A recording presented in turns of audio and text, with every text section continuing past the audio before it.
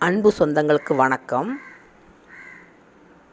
இன்று தீராத கஷ்டங்களை தீர்க்கும் கருட ரகசிய மந்திரம். இதை எப்படி சொல்ல வேண்டும் என்பதை பார்க்கலாம். முதல் படியாக குரு வணக்கம் சொல்ல வேண்டும். குரு பிரம்மா, குரு விஷ்ணு, குரு தேவோ மகேஸ்வரः, குரு சாட்சாத் பரபிரம்மா, தஷ்யமி ஸ்ரீ குருவே நமக. இனி இந்த தீராத கஷ்டங்களை தீர்க்கும் கருட ரகசிய மந்திரத்தை ஒவ்வொரு வார்த்தைகள் 2 முறை சொல்ல வேண்டும்.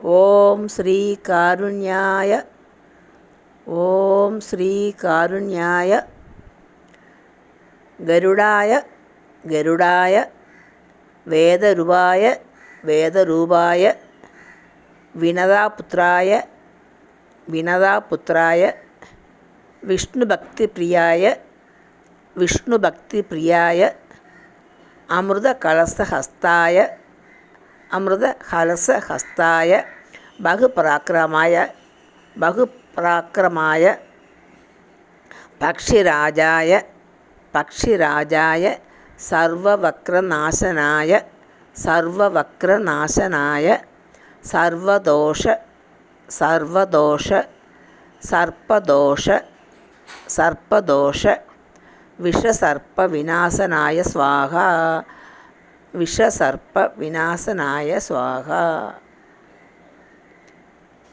இருமுறை சொன்ன பிற்பாடு மறுபடியும் ஒரு முறை சொல்ல வேண்டும்.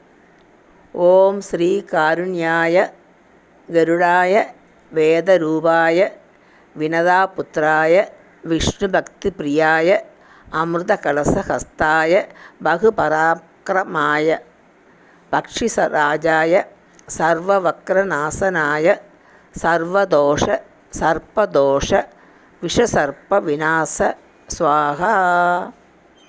இதை எப்போது இந்த மந்திரத்தை சொல்ல வேண்டும் என்றால் சனிக்கிழமை அன்று இந்த கருட ரகசிய மந்திரம் சொன்னால் மிகவும் உத்தமம்.